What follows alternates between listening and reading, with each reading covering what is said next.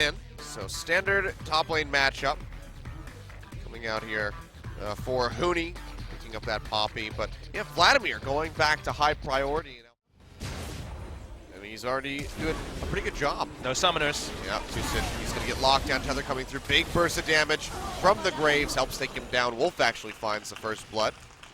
And bang, he's not even able to really push forward and get the assist in. He wasn't there. Comes down, he goes low, has to enter the Sanguine pool. Won't get much more damage in for the pop on the Hemo Plague. And now SKT, they have to kite back. One more shot onto Peanut would do it. Faker gets rooted up, doesn't have the pull, and he goes down. Tucson finds the kill. Meanwhile, Wolf falls over by the blue buff.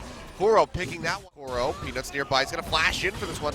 Knocks him up with the Keeper's Verdict. Now Peanut arriving into the line, plus collateral damage, takes him out, and they find the kill. Roll the hunt pop by Spirit, but his lack of cooldowns, teleports coming in. Yeah, TP's coming through. They're going to be looking for a dive on the bottom lane. Marn and Spirit wrapping around from behind.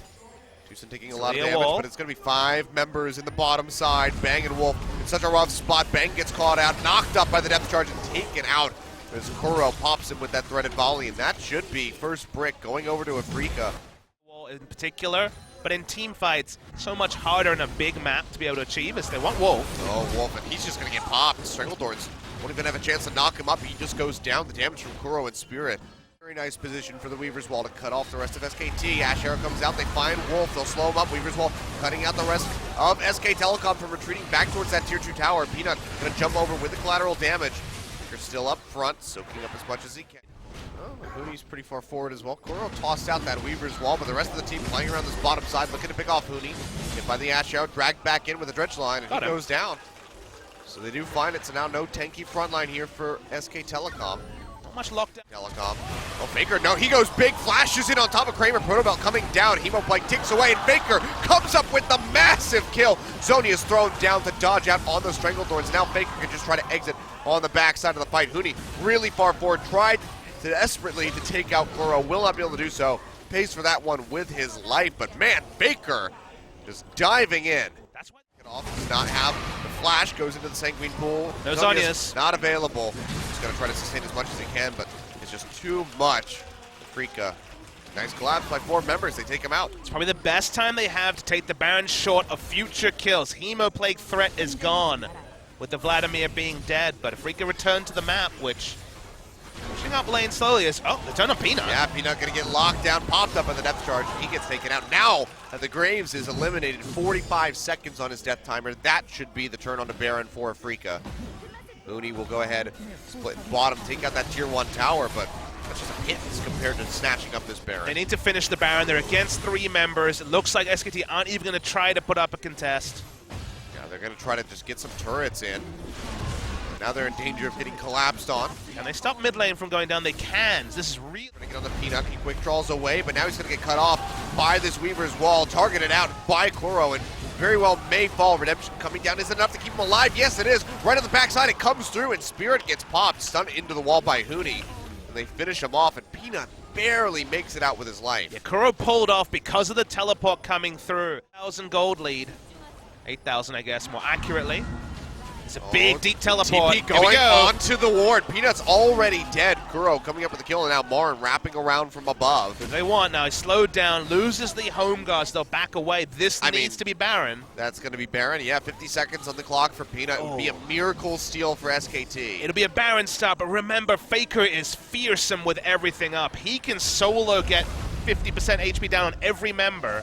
Talia Wall will slow them, though. Yeah, TP's coming into the pit. Huni, they're going to try to commit into this one. He does have the Keeper's Verdict. He's going to charge it up, but the Baron already goes over. He boots Spirit away. Faker. Very barely, though. He dashing in. Faker going in, throws down that Hemo Plague, but still gets popped. Has to go straight into the Zonias. Can't come up with a single kill yet. Takes a ton of damage from the seismic jump, and will get picked off. Kuro comes up with a kill now. Huni trying to exit, flashes away on the top side of the pit, but he's going to get his GA popped in the meantime. Bang and Wolf kiting around this bottom side of the pit. Get a lot of damage through onto Spirit, but they cannot finish him off. And that is just going to be such a strong spot. Yeah, Elder Dragon just going to get shredded through by Afreeca Freecs. 3 stacks going forward for them, plus Baron buff. One of those stacks being Infernal.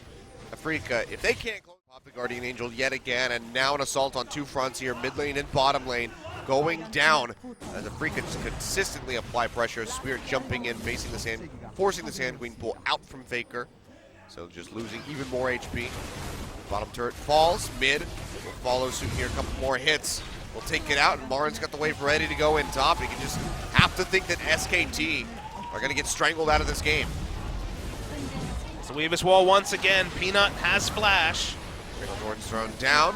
Won't get popped up. Is able to back himself into that corner, but that's going to be all three inhibitors falling. SKT, can they do anything? Faker poking in from the sidelines. Hooney wasn't in range to initiate a fight. And Hooney's caught. Yeah, way out of position. He's going to get locked down. Big Keeper's verdict might just keep him alive, but Kuro's there to try to follow up. He does not have a flash to get over the wall, and he will go down. Meanwhile, Faker getting popped up by the depth charge.